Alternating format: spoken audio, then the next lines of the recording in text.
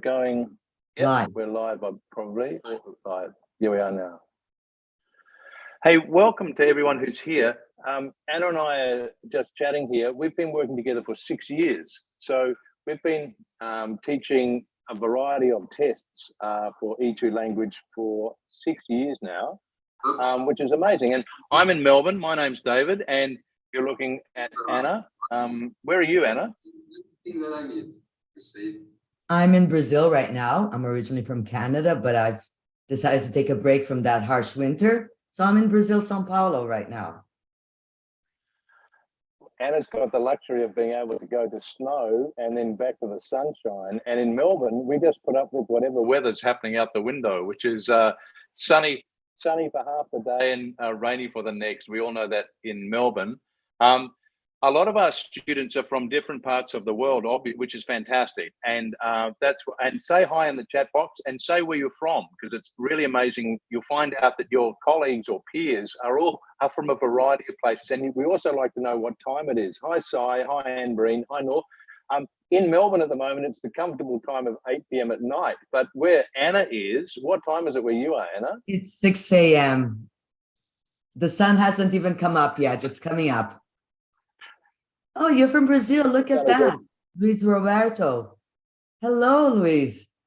But you're living in Australia. Okay. Wonderful. Barbara, Slovenia. Wow. Okay, guys. So are you guys ready to, shuffle around with tests? Beautiful. Hey, if you see in the background here, we've got these tests are the tests that we cover. We're not going to talk about OET tonight, but we're going to talk about what I say tonight, and Anna says this morning, IELTS, PTE, TOEFL, TOEIC, and CELPIP. And Anna teaches a bunch of those tests, and I teach the other bunch, but we cross over on the PTE and IELTS. Hello from Saudi Arabia and hello from Bangladesh. So look in the chat box and see where the peers are. I'm hoping you can see that all the students can read in the chat box. Yeah, it's amazing. And that's why we get quite excited. I always get excited when people tell me it's 3 o'clock in the morning, and I think, well, we better get going because it seems very early and highly motivated. Hey, we're going to talk about the tests that we teach at E2 Language, which is E2 Language Test Prep, which we want you guys to get involved with. There's a list of them on my backdrop there.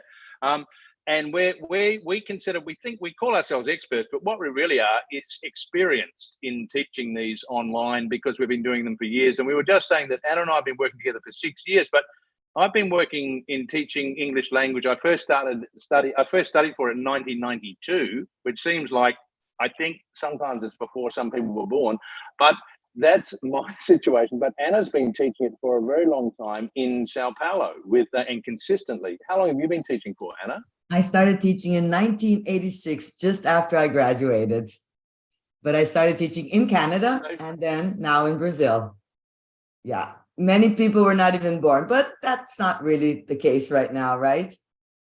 So, David, when we're talking about PTE testing, how important is it for students to have computer skills to take the PTE test? Well, it is a really good question because it is quite important to be able to type competently. I don't think you need to be the fastest typist, but you need to be confident in typing because when we go and sit the test in the test center, everything is timed, as we know, and so we need to perform at our best with our best set of skills in the shortest amount of time. And it's a great question to ask, Anna. So in preparing for the PTE test, it's a very good idea to be able to work out how do I type? How do I organize my computer skills in order to use the space bar, use the editing features, to be able to use backspace, to be able to use capitalization, to be able to use punctuation, to know your way around a keyboard? It's a very, very good question. And the answer is be as good as you can be.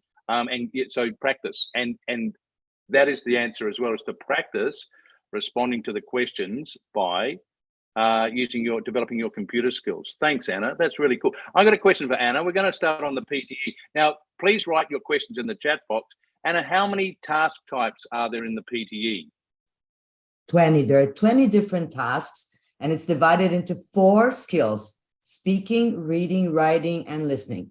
Curiously, the skills, they kind of like work in pairs. So some questions as read aloud, you will be scored for reading and for speaking. So it's important that the student knows that it's not isolated, right? I mean, the skills, they kind of like interact in PTE. Yeah, that's interesting. So there are crossovers. So writing, reading, listening, and speaking, writing, reading, and listening and speaking, same for all the tests. In PTE, we isolate out the communicative skills, and those sub skills, or those skills, the communicative skills, are what you are assessed on in order to achieve the mark in speaking, writing, reading, and listening. And what Anna's referring to is your reading skills or your reading comprehension skills will cross over into other task types. So while you're being tested on speaking, you'll also be tested on reading skills as well. And the thing about Anna's question about computer skills is quite interesting, because the PTE is an entirely computer-based test. So your speaking will be judged by a computer algorithm. So your accent, your pronunciation, your fluency, and your content will be judged by a computer. Your writing will be assessed by a computer, and then your reading and listening skills will be assessed by a computer as well. The other tests are slightly different, aren't they, Anna? Can you talk about the IELTS speaking? How does IELTS speaking, how is it different from PTE speaking, for example? Well, the main difference is that, first of all, you'll be face-to-face to the examiner, with the examiner, right, in IELTS, which for some people, it's much more comfortable than just speaking to a machine. So that is an advantage for some, and for others, due to shyness, it's also a disadvantage. But you will be assessed basically on your language skills. It's not an IQ test, right? So, I mean, if you don't know, if you're not a specialist in the topic that's being asked, you're not going to lose points because you're not a specialist. It's all about communication, using your language, using grammar appropriately, and of course, accurate vocabulary. So there are some questions. That's right. Yeah. There are. We've got some great questions. And what's quite interesting is I see that people are asking about reading. And reading is one of those areas we think, oh, you'll be all right, guys, just keep practicing. But it's not, is it, Anna? So reading is a whole lot of set of skills that we need to learn. And some of us teachers get quite excited about getting involved in the reading, in learning to read process. And we know that, I'll start with the PTE, that we teach methods in order to understand quite quickly the important information in a text that's in front of us. So in the PTE, we're asked a reading section, for example. There are 5 tasks in PTE reading. So there are 8 tasks in listening, 5 in speaking, 2 in writing, and 5 in reading. And that adds up to the 20 that we were talking about. So 20 different tasks across speaking, writing, reading, and listening. In reading, 5 different tasks. Some of them are to understand what you're reading in front of you, and then answer multiple choice questions based on that text. So we have methods for that, and people are asking about, how do I improve my reading skills or reading score?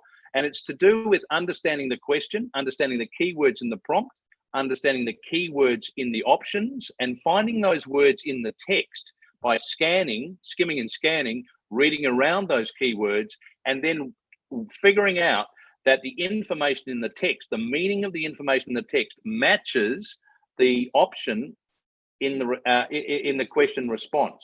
And then we eliminate and select by working out that option isn't in the text. That option is, so it's a possibility. That option is, it's a possibility. That option isn't, that option is. So we eliminate the ones that aren't, stick with the ones that are, and then in multiple choice single answer, choose the one that is most accurate to your understanding. And in multiple choice multiple answer, choose 2, meaning more than 1, or 3 answers that correspond with the text. So it's about meaning. It's about comprehending, understanding what we're being asked, and understanding what the text says, and matching the question and finding the answer to the question or to the prompt in the text. We get very excited about it because we realize how important it is. And that's what Anna's saying, that reading comprehension is one of those skills. And I know from that Anna's experienced in the classroom with students every day who are going through this processing information, words in front of them in a text, engaging with the text and extracting meaning from the text, which is why we love these tests, because they give you the skills, or the academic skills, to be able to practice and get really good at it. Across all the tests, you'll be asked to do reading exercises, reading comprehension, and find the answers in the text. What else can you see there, Anna? Okay, so here we go, guys. It's wonderful to have so many questions. Concerning PTE yet, they're asking about the scoring. Yes, it's accessed by the computer. It's an algorithm that will access your performance and will score you. If you analyze carefully in the Pearson website, there is a score guide that you can read that explains in detail, okay? But just as an overall view, you will be scored according to your performance in each question. So if you're doing, let's suppose, summarized spoken text, you will be scored in listening and writing. So that means you have to use as many keywords as you can from the original lecture, because the algorithm will kind of like understand that you listened. That's why you're repeating it, right? So stick to those keywords. In writing, be sure that you have a nice structured answer with, a complex sentence, your punctuation and capital letters, okay? So when we're talking about here, there's a question for IELTS, and this is a very common question. Do I need to put my opinion in all the paragraphs? So, of course, when we're dealing with IELTS, we have to follow the band descriptors. And the band descriptor says, provides a clear position throughout your response. So that means introduction, body paragraph whenever possible, and certainly the conclusion. But there is a difference between position and opinion. For some types of essays, you will not really have an opinion, like advantages and disadvantages. You're going to express what you believe are the advantages and disadvantages. So there are some little structures there, and that's what we teach at E2, for instance. Yeah. Brilliant. Now let me ask that question so that the students can know. So the best way to find out about the different types of questions in the IELTS is probably to attend the live classes. Do you agree, Anna? Definitely, because each live class we deal with a different type of essay, and our schedule is each week one different question type, and that's where you really understand it. But you do not have to put your opinion in all the paragraphs. Certainly in the introduction, certainly in the paragraph that you are supporting, let's suppose, and in the conclusion.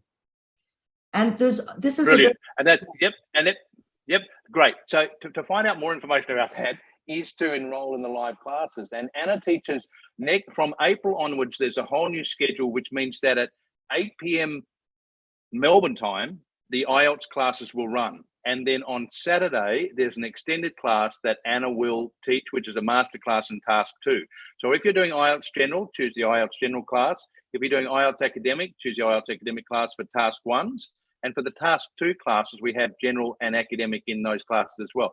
So that's at 8 p.m. Melbourne time from the beginning of April, because that's when, from the beginning of April for the next 3 months, that will be scheduled.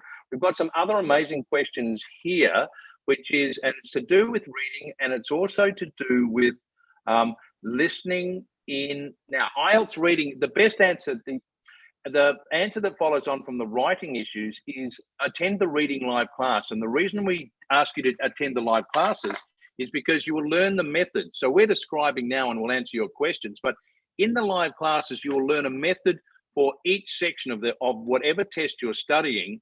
And the method means, how do I do well in the amount of time that I've got?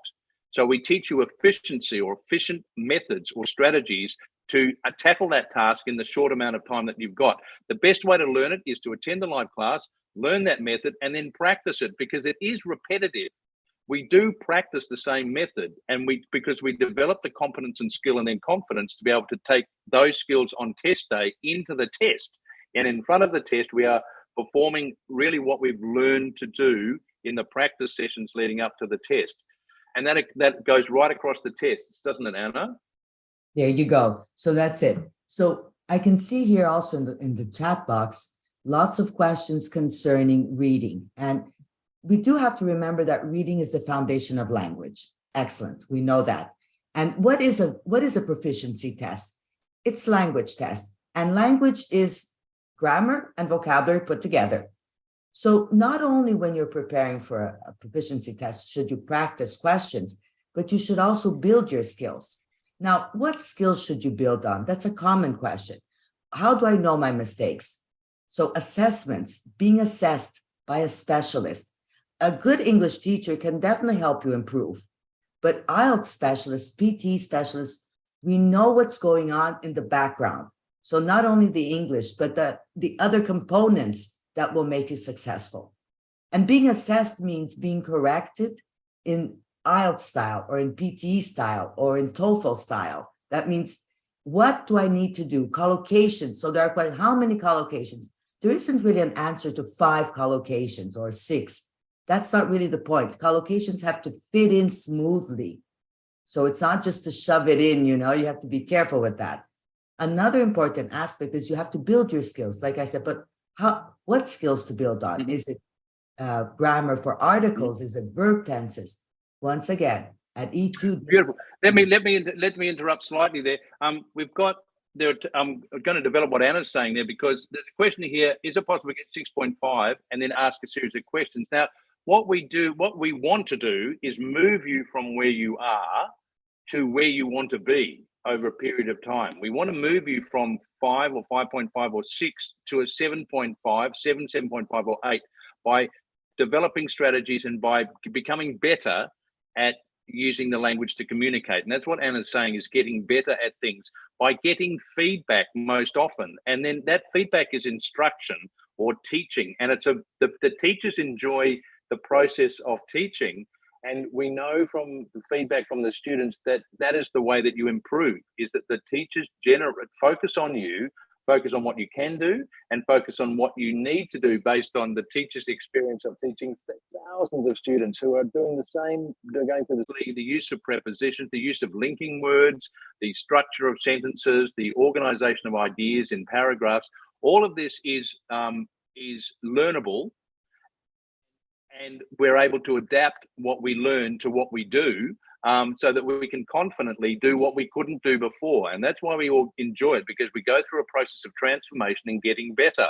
And that means learning and adjusting and changing what we do on the advice that we're given, which is the instruction, and trusting it, and then finding out it does work, and then gaining that confidence that you can go ahead with that new learning. And that Anna was saying, it includes vocabulary, grammar, and the language skills. The language skills are associated with writing, which is the organization of ideas in a logical format as well, both across all the tests, and we call that written discourse. And we work out that we've answered task responses. We've answered the question by taking the keywords and writing in response to that as well. But the key to that seems to be to learn how to do it, get good at it. So learn what to do, learn how to do it, and get good at it by practice and by changing and adjusting, and enjoy the process. And how long do you think it takes for someone to go from, say, a 5.5 to a 6.5? Okay, so that's a very common question, how to improve your skills. And in terms of time, well, each student is very unique. We know that learning skills are unique. I would say that in general, you have to dedicate yourself on a daily basis, every day, even if it's like a small amount of time. You should be able to reserve and build your knowledge, build your skills. That means, so if I'm working on writing, I need to cover all the different question types.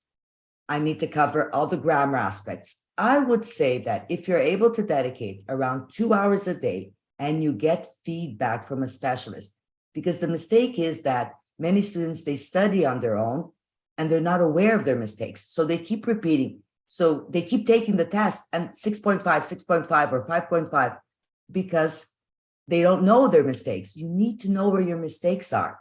So that's the key. How to get correct? How do you find out what your mistakes are, Anna? How do you, if you're making mistakes, how do you find out what your mistakes are? Well, definitely it's through being assessed, getting feedback, and also tutorials, one-to-one sessions, because the teacher, we can focus on one student at a time. Slightly, sometimes the method is a general method, but for some student, a little twist here, a little twist there will adapt better to the student's learning skills. So, and I think okay, so let's talk about that. Yeah, just for a second. We've got Anna teaches a lot of tutorials and a lot of live classes. I have done that for a long time, and I participate every now and again. I get used to. I'm more organizing things these days, which isn't nearly as interesting as getting involved with student learning, but in student learning in a different way. But Anna, in a one-to-one tutorial, is it possible for a student to bring their writing to you and for you to personally assist them?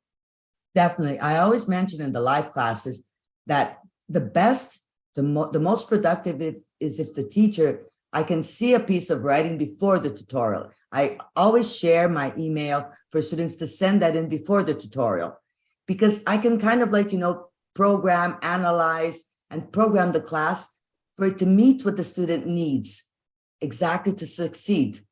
So definitely you need individual attention. It comes to a point that if you've repeated the test 3, 4, 5 times and you're still stuck there, you're repeating most likely the same mistakes. Now there's a nice. That's right, isn't it? So so if a student has failed the test and gets say a 5 or 6 and they wanted a 7.5, what do you think they should do? Okay, so it's like you have to have a study plan. I believe that basically 2 months would be the average time that a student would take, dedicating 2 hours a day and extending a little bit on weekends for mock tests. Mock tests are really, really effective for a student to progress. You learn the timing, you learn your skills, and you become confident that you can conclude and finish the test within the time frame. So mock tests. What is a mock test? Very well. So mock test is when you kind of like, you do the test, but not in the test center. You're kind of like, going through all the phases and the steps of a test, but not at the test center yet. But so that on the day that you go to the test center, you're confident and prepared. In particular with time. Right, now, yeah. Those who've just heard that, can you write "yes, I understand" in the chat box? So what E2 language does do is a mock test. So means that you can practice. It's a small version, a shorter version of the whole test that you can then be graded on by a marker, and meaning an examiner or ex-examiner level marker from E2 language. So if you understood what that meant, just put your thumbs up in the chat box. It means you can practice the test before test day. And what that gives you is an indication of how you're likely to go across writing, speaking, reading, and listening. So if you understood that, just put a thumbs up. What we really know is when people who understand what we're saying participate by putting the floating thumb is always one of the best ones, or as you've been doing a clap or a heart. If it makes sense to you, yay, and it's useful information, we'll keep going with your indicators. Well done. So what Anna's talking about is one of the offerings that we have as part of the package is a mini mock test or a full mock test, where before test day you can get an indication. You can practice all the tasks, so you can go into the test on test day knowing that you are likely to achieve the result that you want to, because you practiced. And Anna's also referring to this idea that if you keep going to the test and failing without getting feedback, you are likely to keep going to the test and failing. And it's quite an expensive process. What we know and like to do is to intercept you at some stage and bring you into our learning system. And then practice, learn the methods, practice the methods, and then go and do the test after you know that you're confident and ready to take the test again. So the time you invest in your study with E2 language is way more likely to get you the result that you want than it is to keep repeating taking the test. So we learn how to do well on the test, and that covers all the tests, which if you see is IELTS, PTE, OET, TOEFL, TOEIC, and CELPIP. So if you're contemplating taking any of those tests, it's a good idea to have a look and explore the E2 language website, which you might have a look at in a moment, and choose the package that's going to suit you to get you through the test. And so IELTS study may take you 10 or 12 weeks. We're saying 2 months. So we're saying, 8, 10, 12 weeks to get you the skills and the language, the test skills and the language skills to achieve your result, rather than repeat taking the test and failing. Thanks, Anna. We've got some other brilliant questions in the IELTS, writing, and general. There's a very interesting question here, which says, which test should I take, the paper-based or the computer-based for IELTS?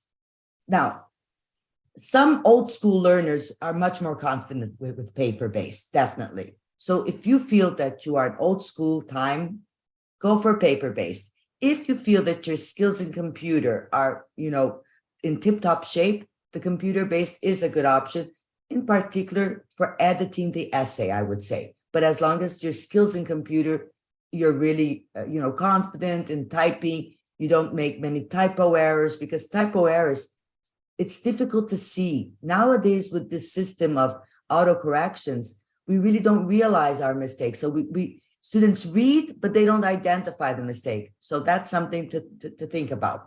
I would do a mock test of each and see how you feel. That's one of the best ways. Okay, so do a mock test of a reading for IELTS, of paper-based, and do one on computer. Okay, now for writing tips, here we go. Ultimately, you have to answer the question. That's your final goal in IELTS. So regardless the essay type, by the end of your essay, the examiner has to have understood that you have answered the question. That means you need to organize. So there are three elements: present, support, and extend. And the structures that we propose, which is either the single idea or the double idea paragraphs, they include these elements to guarantee that you answer the question with the requirements of the band descriptors. That means you present, you support, and you will extend. If you do not do these three, these three elements, if you don't include, you will not achieve a good score in IELTS. And how to do that means in the body paragraphs. That's where you do this. You present your idea. Many students, they don't present their ideas, so there isn't a topic sentence. You must have a topic sentence in each paragraph. The topic sentence has a function, that it is to inform the reader what the paragraph will develop. So the topic sentence introduces, and the other sentences unfold. So we'll unfold the explanation, which will support. We'll unfold the example, which will be an extra support. And then you will extend by bringing the consequence of that, or the result, or an if. So this is what we teach. We teach you strategies that are effective to answer the questions using a structure that you will be able to repeat regardless after a while. Beautiful. Now I'm going to intercept that too, because some students think, can I memorize an essay and just take it into the exam? Don't. Because what we will teach you is how to use an understanding of how to structure your argument or written discourse in your essay writing every time. So it's by no means like memorizing a script. It's like memorizing a structure. And the reason we know that works is because you will extend what you do in the IELTS test or the PTE test or the TOEFL test to other situations where you use the same method for a different task type, including writing your own emails. So what Anna is saying is a topic sentence, which contains the main idea in a paragraph, and then you develop that main idea by extending it, by explaining it, by providing examples, by working out what a consequence is of the actions of those previous ideas, and then a concluding or a rounding off sentence. That structure in our mind we can take that into different text types beyond the test. But what you will learn for the test, which is what you turn up to do, is to present your ideas in a logical structure, framework that it develops your ideas through your essay. And the question before was, do I put my opinion in every paragraph? Well, what you might do in PTE, for example, is to develop one positive idea in response to the prompt in the first paragraph and a negative idea in the second paragraph. And then your conclusion will agree with one of those main ideas, which will in turn agree with what you said in the introduction. Now, in my experience, writing for PTE the structure is more straightforward than IELTS because there's less variety of question types. And the essay structure that you use is completely memorable. And in fact, all the methods are completely memorable. So we're not remembering long phrases, or we're not remembering things that are pre-thought. We're not remembering a template, which some students ask often. We are remembering a structure or a method that applies to each of the tasks that we're practicing for that will last you for a long time. And that's based on your memory. Yep. Okay, there's a very nice question here, which is in speaking IELTS. Should I give long or short answers? Excellent question. IELTS speaking test has 3 parts. So for instance, in part 1, it's all about personal questions. So some students just take for granted that part, but you are already being assessed. And if you study a little bit, you will understand that the examiner has 4 to 5 minutes to conclude this part, but he has a list of questions that he has to ask you, because each question will assess and evaluate the skill of language. And there is a pattern. Let's suppose the questions come with different verb tenses, did you, have you, with different interrogative pronouns, how often, how long. Your answers in part 1 should be around 2 to 3 sentences. If you extend, the examiner may interrupt you to move on to the next question, to be able to ask you the questions within the time frame. But don't worry, if he interrupts you, there's no negative marking. Here's a nice tip for you guys. Let's suppose the question is, did you enjoy art lessons in school? So a pattern would be, yes, I did. Avoid the standard pattern. Go, when I was in school, I really liked my arts teacher. So do that little, sentence inversion to avoid that pattern of, yes, I did, no, I didn't. Let me add to that as well. So in the speaking task as well, what we know really works is in response to the first part and also the third part is we give our opinion. Did you like art at school? Yes, I did.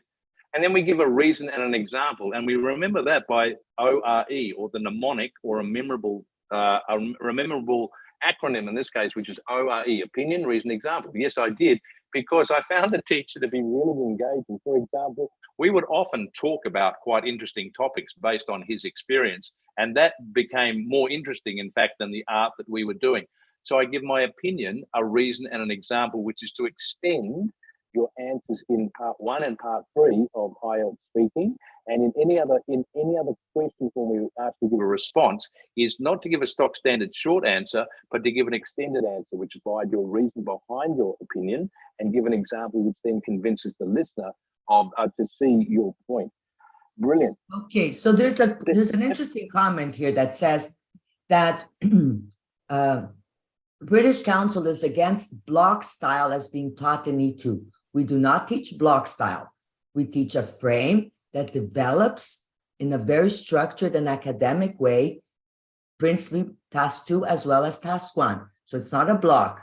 There's no template. It really is a very structured. And this structure that we teach you, in fact, you can apply, let's suppose when you're answering an essay at university as an assignment, because it is a logical and appropriate structure for academic writing.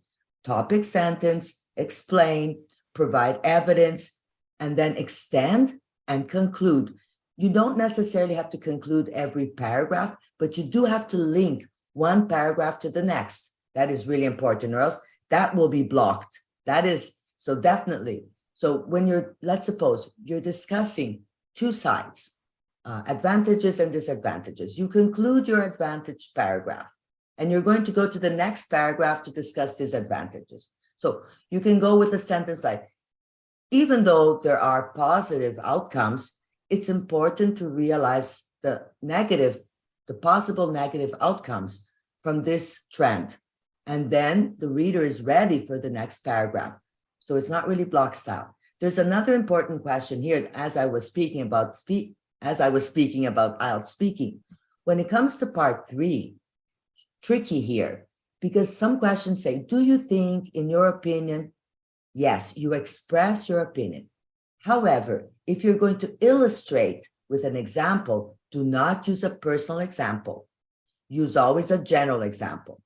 So for instance, do you think that children should learn a foreign language in elementary school?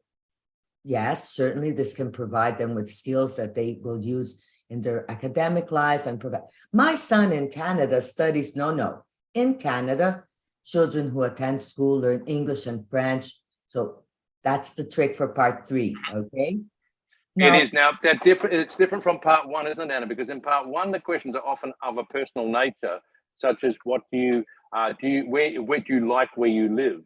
In your city, are you able to do you have many tourists? And in those cases, we're able to give personal examples, aren't we? So we're moving from the personal to the general, which enables us to be more academic or more objective in our presentation of our facts and material. And that's a brilliant point of Anna's as well. Now, those kind of tips will get you a higher score. What we're teaching, the methods that we teach, map to or correspond with the rubrics of the examiners. So we're not making it up because we're sort of interested in the area. We're interested in the area, but it is what we are teaching you will match to the expectations of the examiner and what the examiner is looking for across different bands in IELTS and across the algorithm banding in PTE, and also across the other test, which is TOEIC, TOEFL, and CELPIP. So what you are expected to do on test day is what we will teach you how to do. And interestingly enough, a lot of the methods are very similar across all of the tests, aren't they, Anna? Yeah. In a certain way, yes. However, the demands are different. For instance, writing an essay for PTE is slightly different from writing an essay in IELTS. First of all, you have 20 minutes only for the PTE essay and 40 for the IELTS, I suppose. And the requirements to include are different. Now, there are some very technical questions here that I think are worthwhile. Do I have to indent a paragraph? No, you don't indent paragraphs. And regardless of indenting, because you don't have to indent a paragraph even when you do an assignment, okay? So don't indent. And you should, yes, skip one line in between paragraphs, okay? There is a standard here. It becomes for PT and for IELTS. For both of them, you should skip a line. Another important question here is, how can I improve? Definitely. So how can you improve? And when should I take my tutorial? So two very good questions. My suggestion before taking a tutorial, you as an E2 student, you should go through the course materials, send in one assessment, wait for feedback, and then you are ready to take your tutorial. Because tutorials, they're meant to be productive, to answer your questions, to identify your weaknesses, and we teach you how to overcome weaknesses. So the structure is attend live classes, go through the course materials, send in an assessment. When you get the feedback, you're ready for your tutorial. And another question here is, can I upgrade my package to include tutorials? Definitely. In the platform, on the right-hand corner or in the main menu, you go, oh, here we go. I'm going to share my screen so that I can show you guys this. Here we go. So this is our magical platform, I would say. It's magical because there's so much here. I mean, you really have what you need. The course materials are here. So, of course, this is an IELTS, but it's very similar for PT, TOEFL. So you will have here for listening, for writing task 1, writing task 2. There's a lot of material to teach you how to develop the tasks with videos, practice. After you have gone through the course materials, you should come to assessments.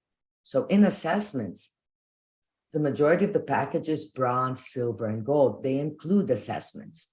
You should send in your assessments. There's also videos instructing you how to use the assessments. So once you receive feedback from the assessments, you're ready to schedule a tutorial right here, appointments. Your mock test, you should take your mock test. There are 2 moments that you can take your mock test. When you begin to know where you stand. So I'd like to know where I stand. That's a good moment. Or after you've gone through the process of course materials, attending live classes and tutorials, and you're like 1 week before your official test date, it's a good time. It takes 1 or 2 days to get feedback from the mock test, and you will still have a couple of days to try to catch up on any elements or content that you're short.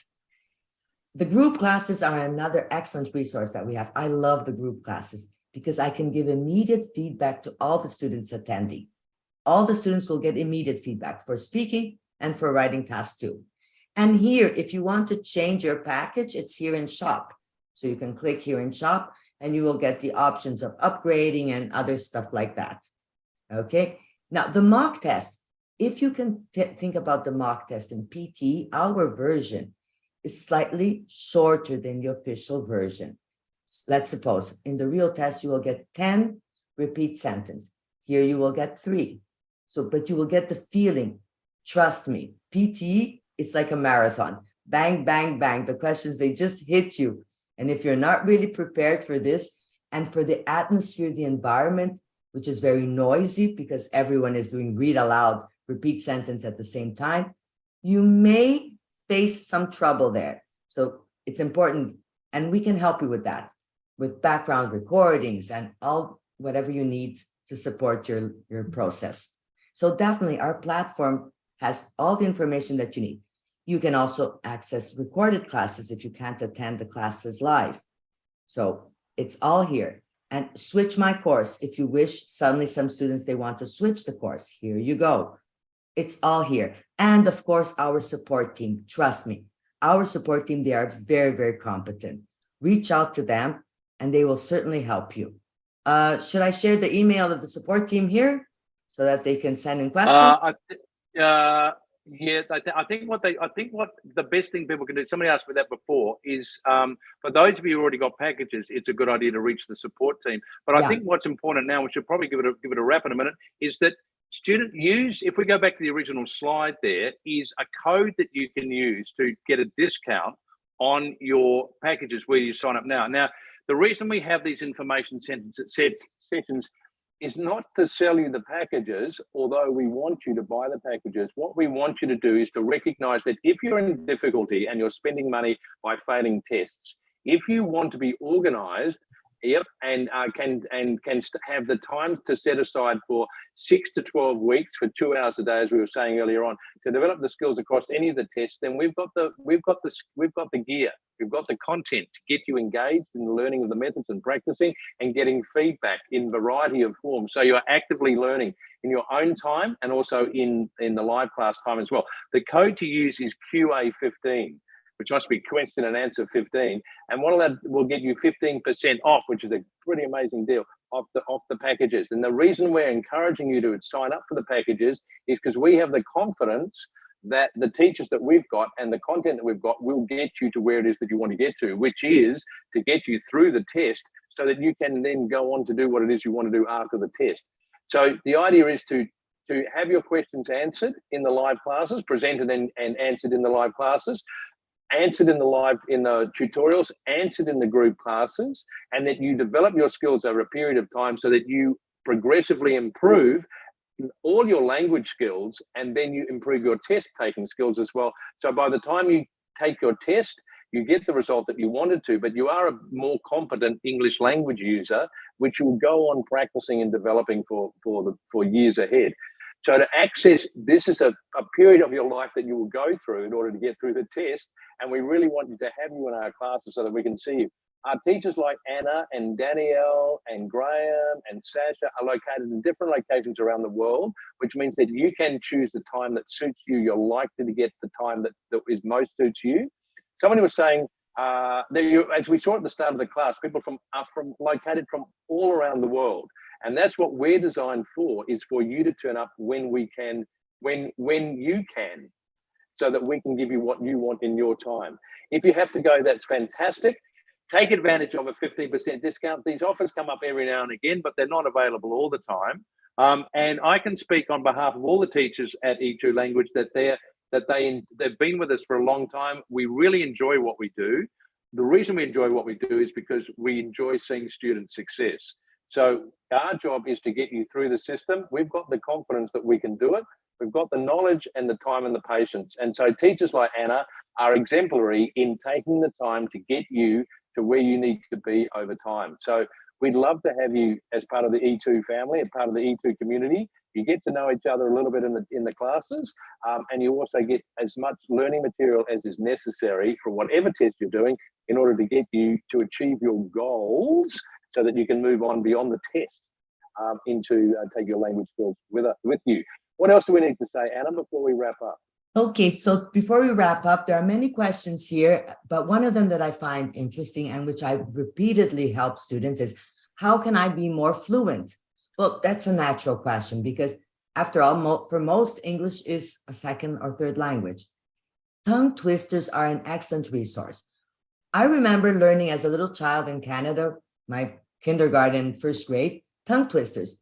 So because you need to practice, you have to understand that when you speak a language, your cheeks, tongue, and lips, they are all part of the system for speaking. And the sounds that you produce in your mother tongue are different from the sounds that you will produce in English in some cases. So the tongue twisters, they are efficient and they are helpful.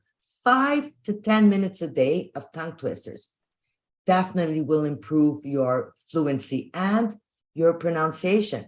Of course, a mother tongue influence is almost kind of like a cultural identity. We know that. But it's important to have clear sounds, that your vowels sound as vowels, that your consonants sound as consonants. Even if you have a slight mother tongue influence, that's fine, as long as the sounds come out right. So tongue twisters, it's an excellent source. I highly recommend. Now there's another question here. Can I take? Yeah. Yep. I'm just going to add to that too. And those kind of suggestions are incredibly useful for us developing the sounds of English. We have skills classes as well. So on 3 days of the week, which is changing in April, we have pronunciation classes which teach directly what Anna's talking about, which is how to recognize the sound, be aware of the sound, and then how to produce the sound. So how to produce any of the 44 phonemes in English, as opposed to 40 sounds of American English, and work out how do we form those sounds so they can be understood by our listener. And the mother tongue or the mother ear, the mother language sound is part of the influence of that sound. But what needs to be created is the clarity so it can be understood by the listener so that the communication is effective. Now, that's part of the pronunciation class, which is one of the skills classes. So we do pronunciation. The other two are grammar, and the other one is spelling, because we associate all of these skills in our writing and our listening and our reading and our speaking. So they're all mixed up. But we break them down and we learn them over time. I actually think we have to go, Anna, because there are questions.